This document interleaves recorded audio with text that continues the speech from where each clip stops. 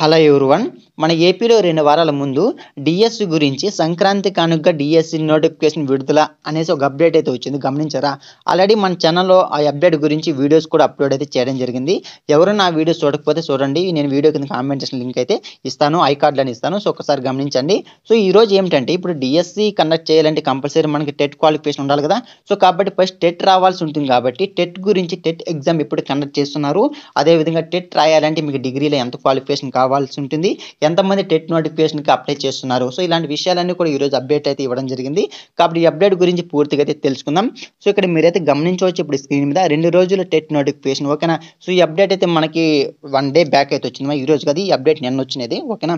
AP రాష్ట్రంలో 1-2 రోజుల TET notification రానున్నట్లు తెలుస్తుంది.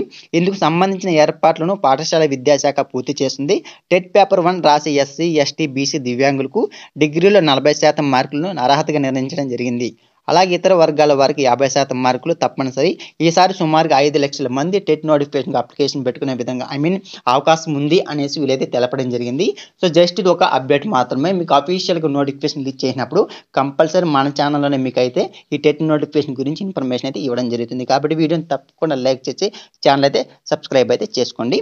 సో ఇదే వీడియో. సో ఈ వీడియో మీకు ఉపయోగపడింది అనుకుంటే వీడియోని తప్పకుండా లైక్ అయితే చేయండి. So thank for watching this video.